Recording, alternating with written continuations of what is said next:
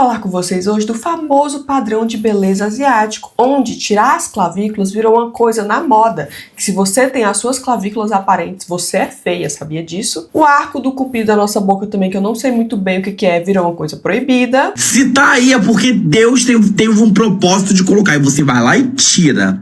Exatamente, gente, é igual aquela coisa, por exemplo, das minhas amígdalas, tirei as amígdalas. A amígdala pra mim só funcionava pra inflamar, eu ficava, por que tem essa porcaria de amígdala em mim se só serve pra inflamar? Porque a amígdala tá ali pra proteger também. Então, tem uma função em cada parte do seu corpo, até mesmo na sua apendicite, sei lá, as quantas que tem que tirar. Tudo tem função. Aí você vai tirar isso aqui pra ficar parecendo com a Jennie do Blackpink?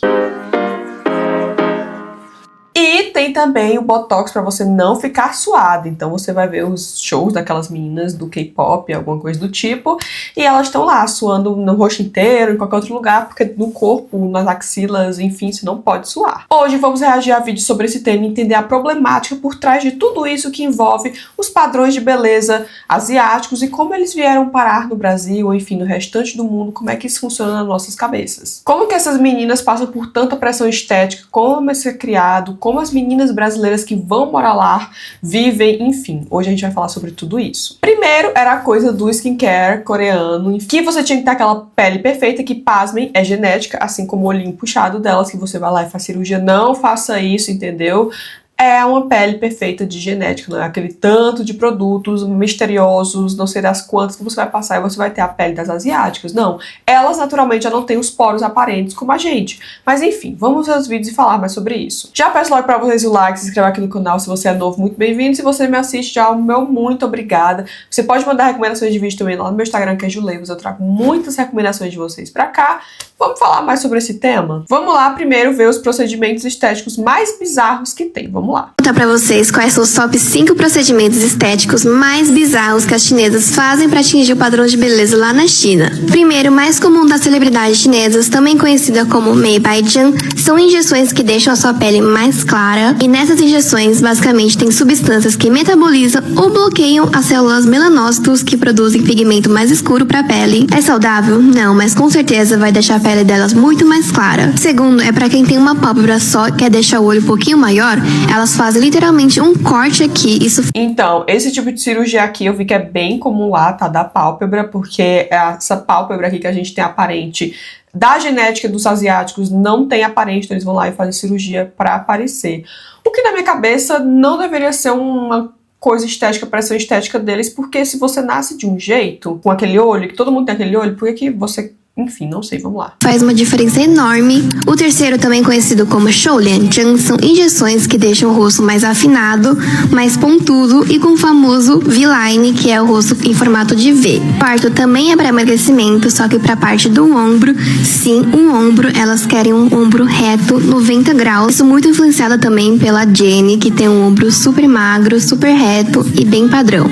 Eu acho que a Jennie é daquele jeito de nascença. Não sei muito bem, mas pelo que eu vejo e aí virou o padrão, né? Enfim, como tantas famosas. Vamos lá. Os 4 anteriores eu consigo até entender, mas esse daqui eu acho bizarro mesmo, que é cirurgia para deixar a orelha mais pontuda, que nem duende. Vocês estão conseguindo ver aqui? E a gente sabe que tem várias outras cirurgias mais bizarras e essa extrema obsessão pela beleza. Então, já falei pra vocês, essa cirurgia aqui pra mim foi a coisa mais bizarra que eu já vi, porque assim, ó, primeiro eu pensei, tá, eu vou fazer cirurgia pra diminuir o tamanho das minhas orelhas, que é uma coisa comum aqui pra gente, enfim, do ocidente.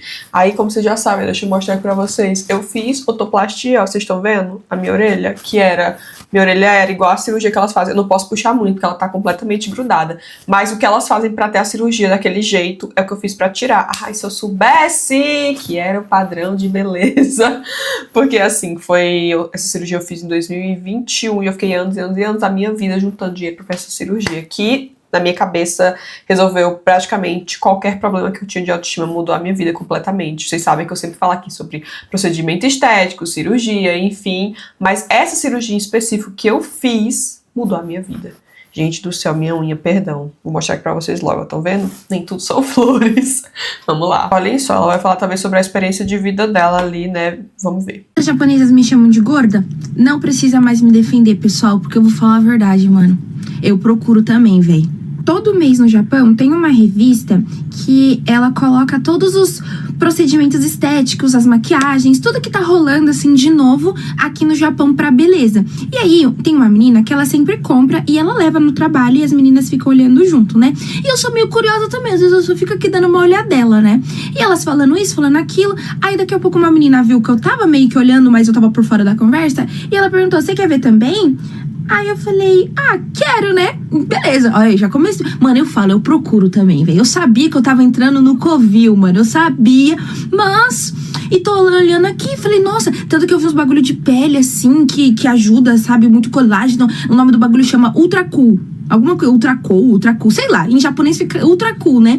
Que a sua pele fica isso, que não sei o quê, que não sei o quê. E eu olhando, daqui a pouco a menina falou assim pra mim, você disse que queria fazer um glow up, né?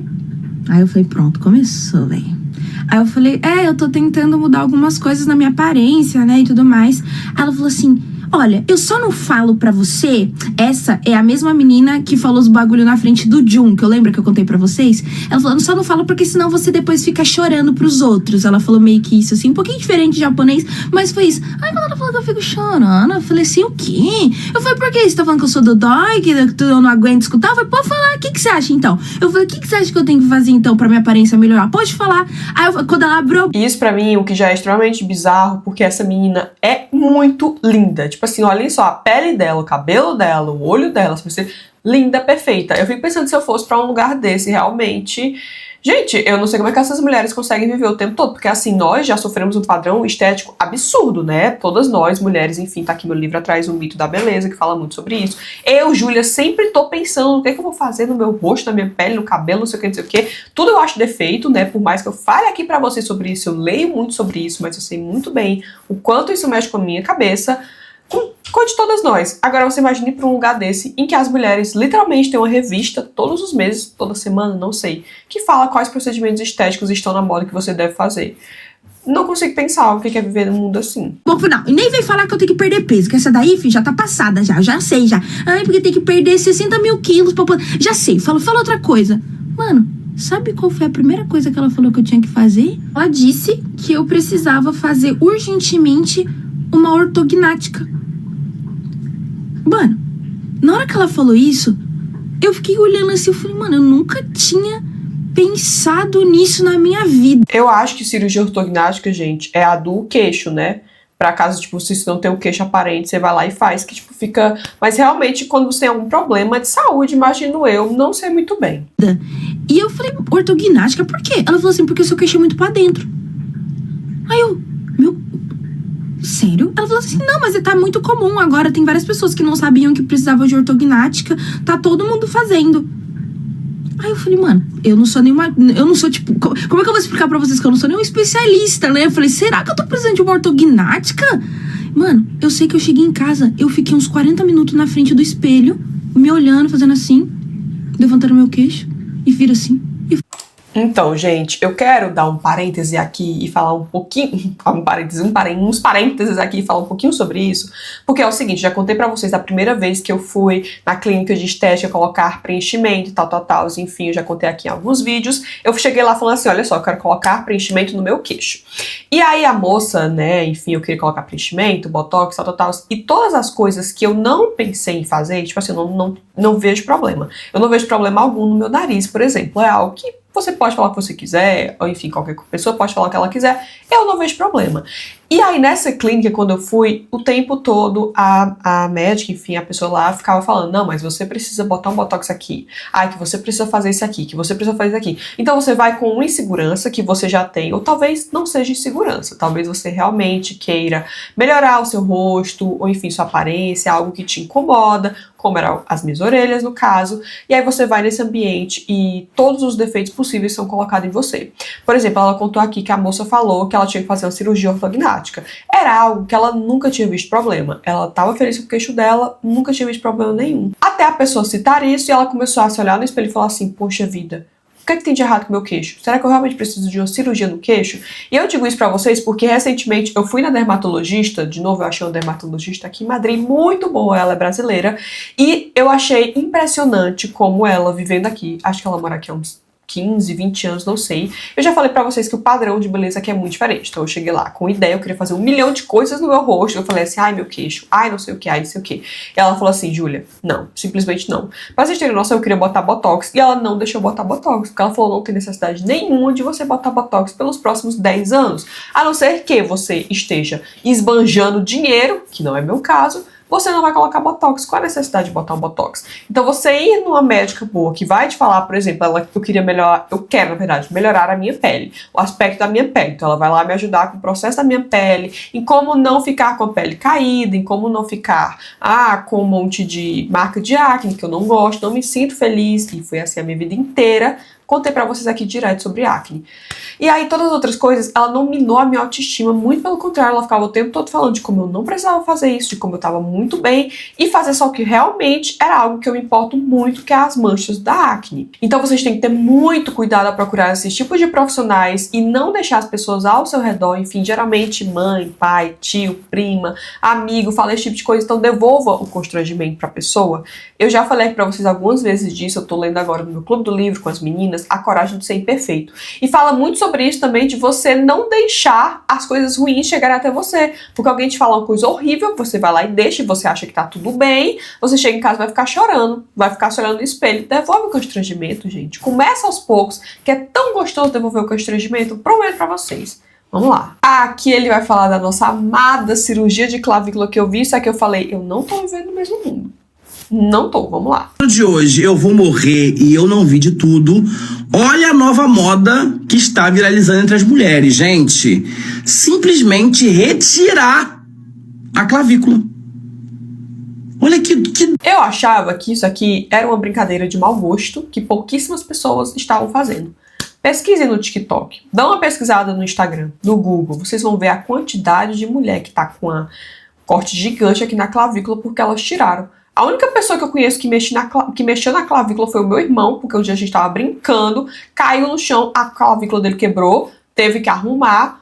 Agora você ir no hospital por pura e espontânea vontade tirar a sua clavícula? Doideira! Eu sou adepto àquele ditado que diz, se Deus fez, se Deus colocou aí é porque tem um utensílio, tem um porquê, tem um motivo. Se Deus colocou, fez o corpo humano com 367 ossos, se tá aí é porque Deus teve um propósito de colocar. E você vai lá e tira.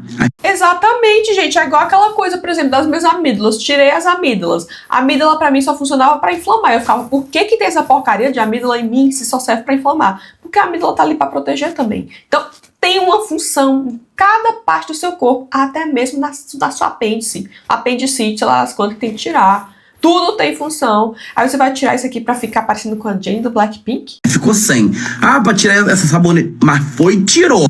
É igual quando a mulher tira costela. Essa pessoa tem que ser estudada, amor. Não sou contra quem, né, faz algumas cirurgias pra poder melhorar a aparência, né? Bota um botoxzinho, puxa aqui. Eu não sou contra isso, mas existe um limite. E esse pessoal tá começando a ultrapassar, hein?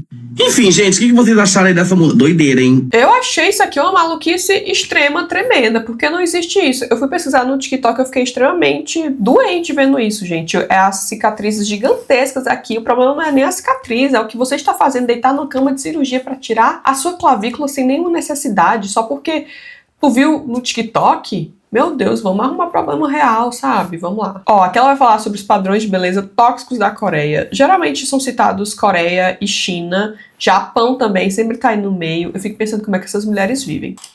Outra coisa que antes de começar a ver o vídeo, né, eu queria dar uma parêntese também pra falar sobre os homens. Se você conhece mais, porque eu não vejo.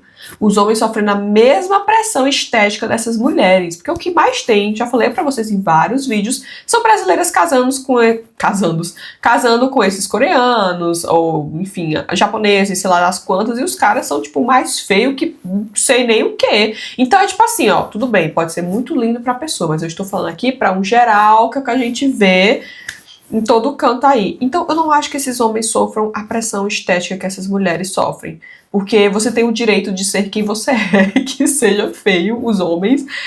E não fica as pessoas em cima deles ali falando, ai, que você tem que tirar a sua clavícula. Me comenta aí, me comenta. Mas comente aqui se você acha que os homens asiáticos sofrem a mesma pressão dessas mulheres. Acho que não. Vamos lá. O beleza coreano é muito rígido, vocês já sabem. Mas o da China consegue ser ainda pior. Com isso, vamos trazer aqui padrões de beleza tóxicos da China. O padrão de voz fofinha é uma tendência muito popular entre mulheres na China, especialmente no entretenimento e nas redes sociais. Esse ideal exige que a voz seja delicada, fina e infantilizada.